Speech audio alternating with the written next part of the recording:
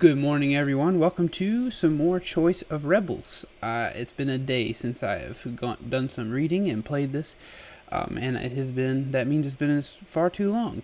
Because I'm trying to finish Shadow of War 2 while we do this, but I was playing it yesterday and I was wishing that I was reading this one because I have just found myself wondering what's going to happen to old Callan as we get out of this winter and hunt some deers. So let's get reading, jump right into it. Thank everybody for the comments. Thank you to everyone who has communicated with me about the game and told me to keep going, as well as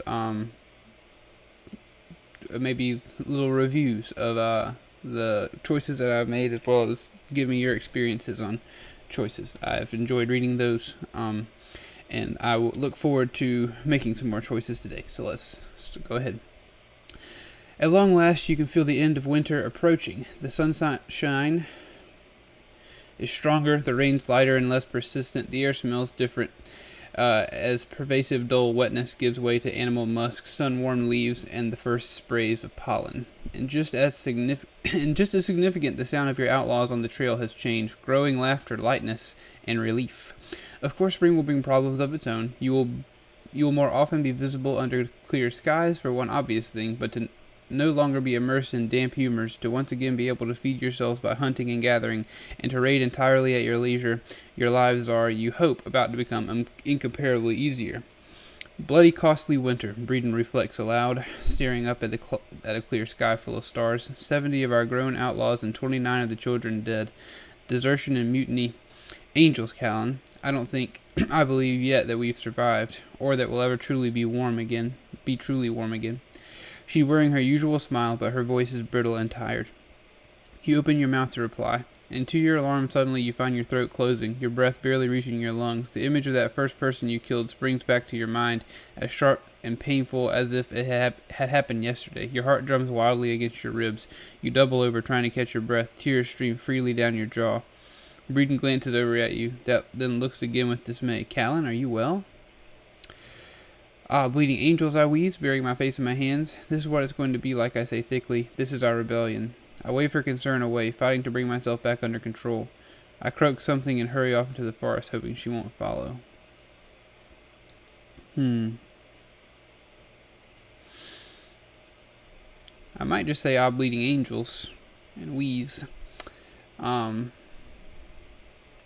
sounds like he might be turning back a little bit, so I don't know about that. We wouldn't wave her concern away, I don't think. We tend to be compassionate, so.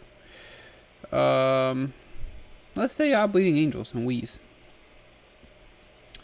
Breeden reaches out to grip your shoulder, steadying you. Angels, I'm sorry, Callan. You don't need me wearing you down. Now it's images of helots you've known all your life, faces from your childhood that you'll never see again, all fallen because they followed you, the first time you killed someone. Her fingers tighten on you for a moment. At length she says, I'd give a lot to forget it. But it hasn't stopped you. It hasn't stopped you. You wipe wretchedly at your cheeks. If this is what it does to me, how by Zao can I be any threat to the Thaumatarch? It hasn't stopped you either. Breeden helps you straighten up. She still looks weary, but there's a tenderness in her eyes that wasn't there before, and I reckon it means you stand a chance of not becoming a new Thaumatarch when you win. Good. At the start of week 10, when you send out on the barley run, the band's current grain stocks of 23 bushels are enough to feed everyone at the rations you've set, which require 17 bushels a week. We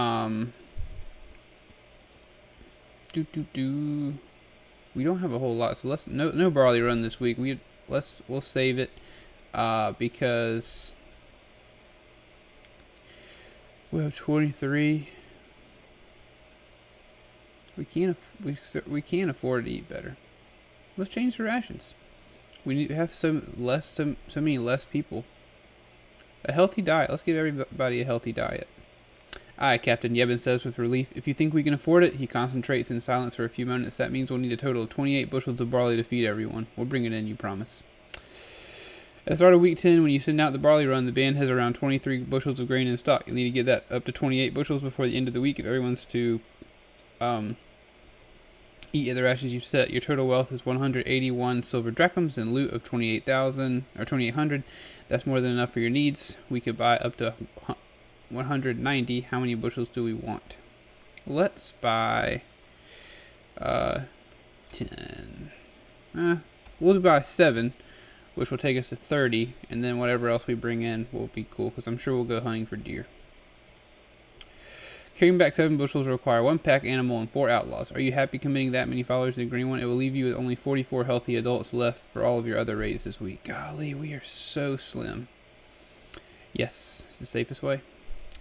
The single mule and 4 outlaws vanish into the trees. You just hope you'll see them again by Pyre Day. The scouts you sent to look for mules have returned at last with 2 more good prospects, a temple in a donkey breeding area that regularly receives mules as offerings, and another monastery in the hills nearby. Between the 2, you could bring back another 8 mules. You've got 59 healthy adult bandits to commit this week. Your stores of 23 bushels plus the 7 you've ordered are enough for the band's appointed rations, opening up other possibilities for deploying your band. Tira informs you that the 18 followers in his care need at least 2 or 3 mules if they're to move quickly in a crisis. I gave them the mules that they need, I believe. I think. So let's check.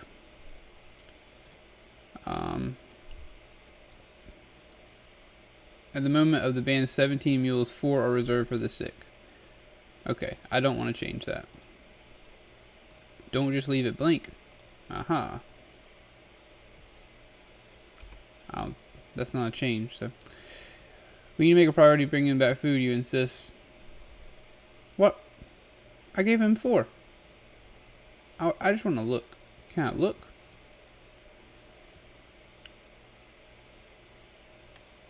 The band has 4. Yeah. The band has 17 mules. Of these, 4 are dedicated to the sick. 12 have not been committed. Okay, cool.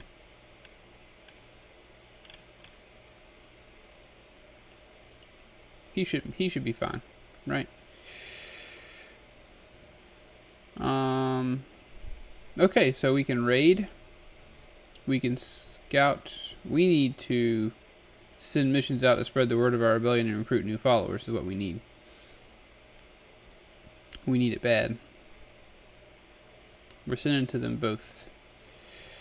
How many of your 49 free followers do you want to send? Let's send 29. We'll keep 20. Do you want to...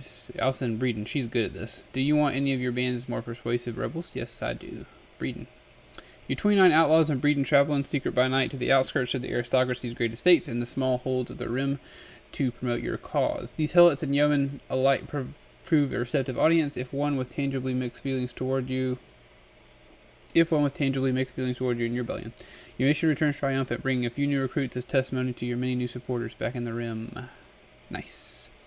Got 30 healthy adult bandits left to commit this week. Your stores of 24 bushels plus the 7 you've ordered are enough for the band's appointed rations, opening up other possibilities. Alright,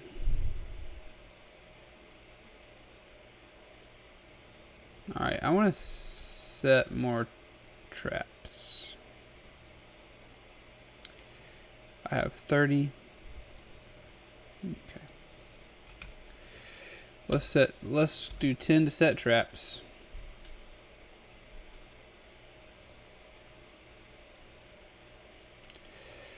More of the wilderness prepared against intruders. We've done that a lot and we haven't seen it used yet, so hopefully that's going to help us. Let's see. Let's hunt for game other than deer, I guess. I kind of want to send somebody after a bear, but I feel like they'll get hurt, and I don't want. We can't spare anybody getting hurt right now, so let's snare rabbits and small game. We'll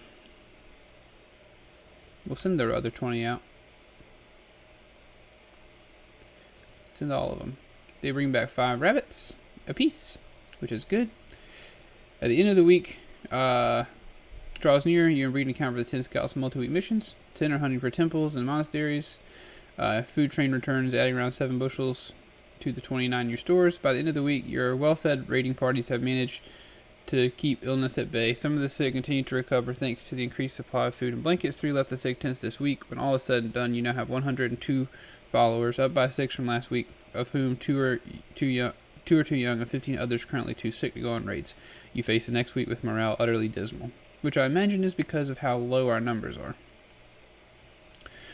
The first venison of the spring arrives to delirious cheers from the surviving band. When your hunters drag the buck's carcass into camp, it was swiftly butchered and borne off to a few dozen tiny fires, but built carefully to avoid smoke. The aroma of slowly roasting meat has suffused the air. That's a word I've never seen. Suffused the air around you for hours. I assume that's how you pronounce it.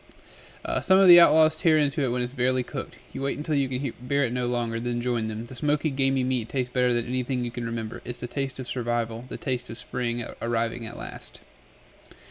As you emerge from the long winter, you take another look at the silver and the loot you've accumulated. With food no longer critical, you could spend some of that wealth to win allies, raise morale, or make your band more effective. You could also consider selling one or more of your 17 mules. The band is in better health now and less dependent on barley from the rim. Breeden reckons you could get by with 15 mules. At the moment, you sense that the morale is bad among your followers. More than half of them are miserable. Your current wealth amounts to 3,045 silver drachms. Wow. That's a lot of money. Distribute silver to the poor yeomen and nearby farmers. Distribute silver.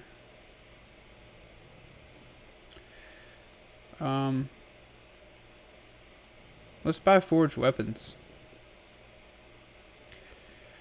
At present, your 100 followers share 58 forged arms. Castle on the Fence has finally confirmed that he's found a supplier who will be willing to sell you more weapons for a gold stater each. His message makes clear that any haggling would be a waste of time. It's daylight robbery, but then that's our line of work. Zvad shrugs resignedly. We're not going to find them cheaper from anyone else, Captain. And I don't know how that converts.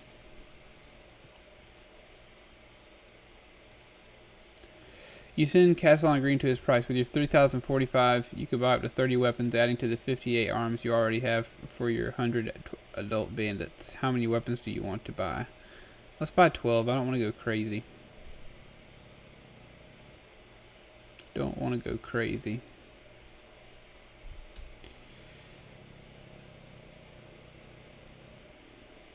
I'll bring us up to 70.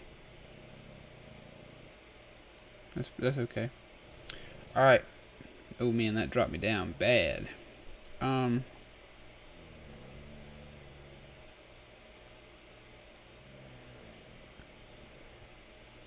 If I distribute this silver to these helots, does that mean they will come? Let's sell at least one mule.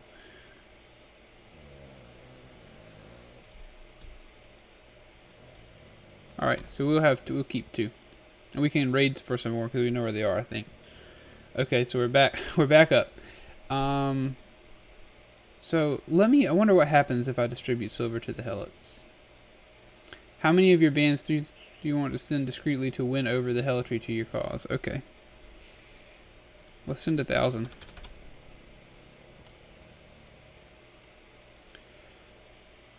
Became the hero of the folk ballad. You've made a great many helots very happy with you. Indeed, after a few well-placed large gifts, the legend of your generosity begins to spread across the region. By the time spring arrives, your scouts in the rim report hearing ballads about Callan the open-handed who robs the wealthy to feed the lowly. You get a few gifts from your outlaws about paying to feed the helots rather than feeding them, but the gifts aren't serious. You did bring them alive through the winter after all, and they clearly feel proud of the new reputation of the Windward Band. At the moment, you sent morale is bad among your followers. Okay, cool.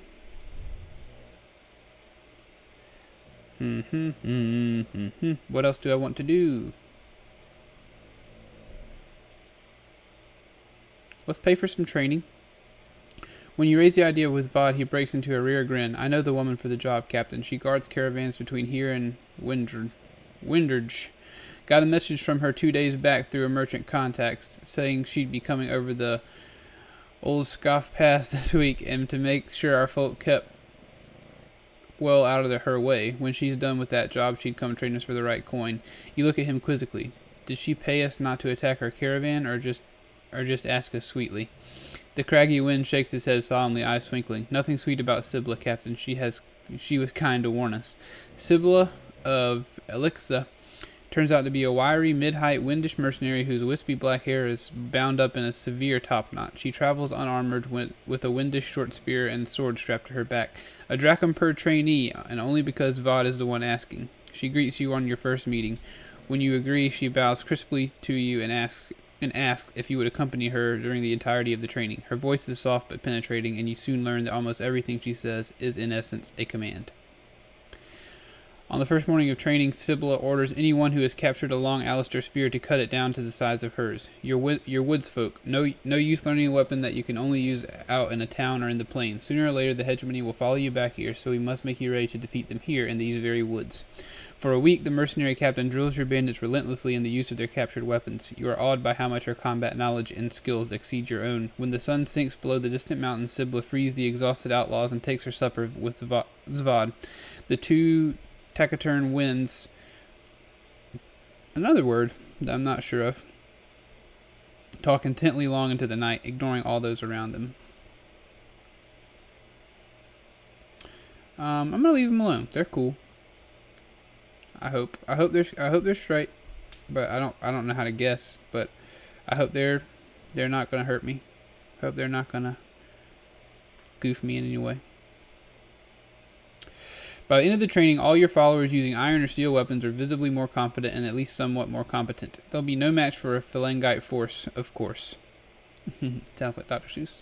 Sibylla informs you with the strategist detachment on the evening before she departs, but they're less likely to be routed by a smaller force now, and the longer they continue the drills I've taught them, the more likely they are to win. Curious Sibylla, I'm more grateful than I can say. Obviously, we need more help than you could give in 1 week. You try desperately to think of anything that will keep her here for long enough to turn the bandit to real soldiers. Even if you couldn't afford to pay her, perhaps you can convince her to join your rebellion.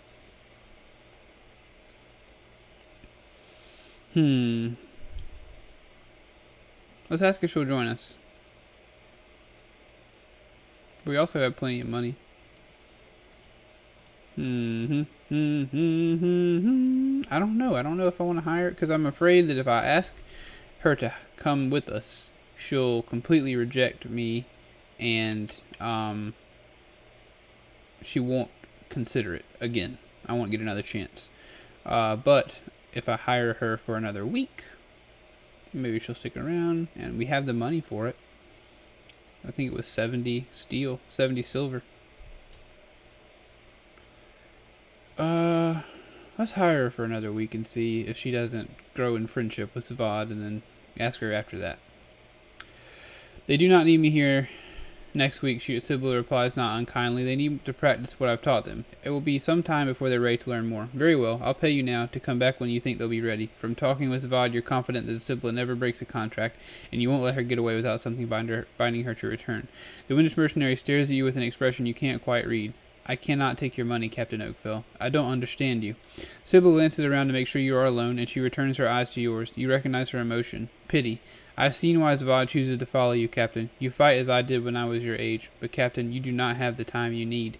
What do you mean? The woods give you some protection against third spying and Phalangites' favored tactics, so they have not yet poured down upon you. But they will be preparing, and they will not have forgotten your sacrilege at their harrowing. I do not believe they will let you survive the spring. You feel as if she just drove her spear stock into your gut. You don't think we have any hope? Sibylla of Elixa tilts her head to one side with a contemplative glance. You imagine that you can see her strategist's mind sifting through all the likely alternatives. Not enough for me to join you, Captain. I'm truly sorry. After she has been blindfolded and departed for the lowlands on muleback, you lean back and try to take comfort from the newly cheery swagger of your followers around the camp. The arms training has boosted their morale. As long as you can keep your own flickering confidence alight, surely you still have a chance. Let's see. At the moment, you sense the morale is bad. What else we want to do? Why do we want? I'm not going to pay them.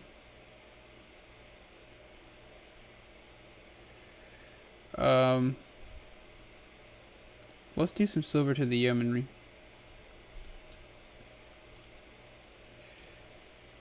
We'll do 500. You hear that your generosity is reasonably well received among the yeomanry. Huh. Okay. Cool. Let's save the rest. The band's morale may be poor, but you survived until the spring. That's worth celebrating. Though there's not enough food for anything you call a feast, there are 2 small casks of het and hauled hens, sour barley, and aconite beer, which probably won't kill you once you skim the barm off. With a thunderstorm just having passed, you're also willing to risk a good blaze. You build 2 small mountains of dried wood and set them alight to purge the cold from your bones and the damp from your clothes and the bedrolls. The outlaws gather around the bonfires, broach the casks, and begin raising their drinking horns. To Captain Oakfell, who brought us through the hard winter, to all the merchants who shared their drachms with us, to us, who's like us, damn few and all dead. Then Breeden lifts a horn and shouts, This is only the beginning, to the breaking of every harrower and the death of the thaumatarch. Over deafening cheers another young outlaw bellows, and the liberation of Shayard. The clamor becomes slightly but noticeably quieter. Zvad has barely lifted his horn and throws a glance of tolerant amusement in your direction. Most of your outlaws are Shayardine helots, but there are a few like Zvad who come from the neighboring Archonti of Windery, or Winderge, as they unpronounceably call it. Obviously, you want to keep them inspired too, but your promises must be credible. If you're going to talk about Windish liberation, you better mean it.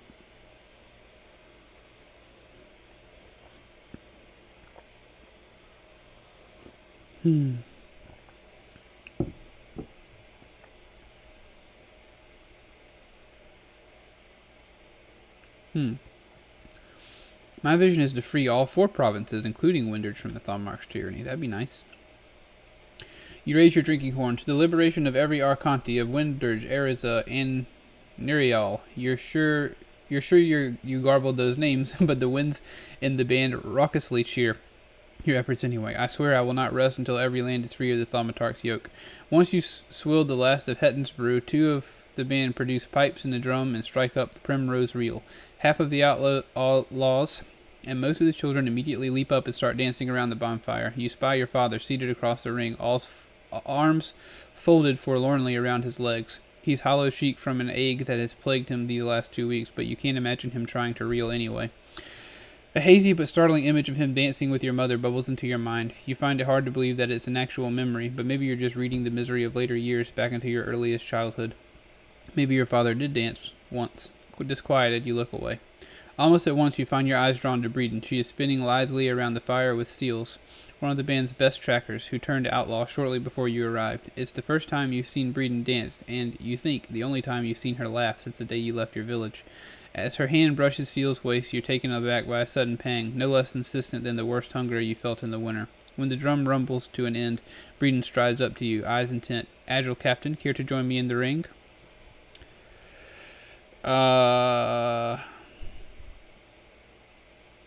Sure, I'll see how well she dances.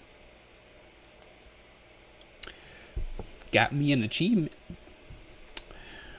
Surely you've already seen how well I dance. Breeden pulls you out into the ring as drums start to pulse again, when you are watching me and Seal so very closely. I saw enough, you say lightly, but I'll give you a chance to make a second impression. The piper plays the first notes to My Love of the Greenwood. Your outlaws standing at the sidelines cheer, whistle, and clap along as you join the dance. Several start singing, Follow the breeze down, soft and bonny, to gather bloom and sweet bracken and honey, and weave as a bower of branch and fern to shelter love till winter return. My love of the greenwood is strong of heart, my greenwood love is strong. You and Breeden whirl into each other's arms and away again, circling around the bonfires. When the dance sends you to other partners, her hands always linger for a reluctant instant on your shoulder and hip, and her eyes rarely leave your face. At first the singing, then the piping stops, and you whirl to a halt. Breeden keeps her light grip on your waist. I have to confess something to you, Captain, she says gravely, a hidden motive for inviting you to our seditious meetings back in the village. Did you, your pulse still racing from the dance, you tell yourself? Still racing from the dance, you tell yourself. Yes, she studies your face, her eyes intent and uncertain, and when I asked you to stand with me that day for Olin's wake, it wasn't just because I'd heard you were a free talker. She falls silent, and you say, I don't know what to say. I'm not the just kiss type. So, Breeden, I don't know what to say. Breeden spreads her hands in a helpless gesture. Does it really come as a surprise? I thought I was being obvious. I didn't want to assume anything. All you had seen in her was enthusiastic friendship and a shared passion for a freer world. The idea that you misread her passion is more disconcerting than you would have expected. You weren't obvious. I thought, Zhao. Breeden looks suddenly very uncomfortable, but forges stubbornly ahead. I thought with all the time we've been spending together since you decided to make me your second in command, even though Zvad had so much experience. The dance begins again. The other outlaws circle around you, but neither of you speaks or moves away. Eventually, her expectant face collapses into a small, broken smile. I'm sorry, Callan. Try to forget all this. It's just the ale. Let's go back to normal in the morning. I'm not going to forget it, you insist, stepping back to her, breeding. I'd be lying if I said I felt nothing for you. I'm not sure what it all adds up to, but give me time to sort out what I think and we'll talk again. A glint of hope reappears in her eyes. All right, Callan, let me know when you've thought it over. The next morning you break camp at sunrise to evade any Thurges who might have spied the fires. Several outlaws complain of having to rise at dawn with their heads still thick from ale, but they chuckle as they grumble. We don't hear a lot of chuckling. Alright folks, thank you so much for watching this video. It's been a little longer than I expected, but had to finish that dance. I hope that you enjoyed this. Please do leave a like, comment, and subscribe to the channel if you're enjoying yourself. Remember to come back and watch some more. Maybe check out something else on the channel. As we continue to read through this, if there are other things that you would like me to play, I'm about to finish up Shadow of War. So if there are other games that you would like me to see me play on the channel, be sure to recommend those in the comments section. With that being said, I will see you in the next video. I love you very much.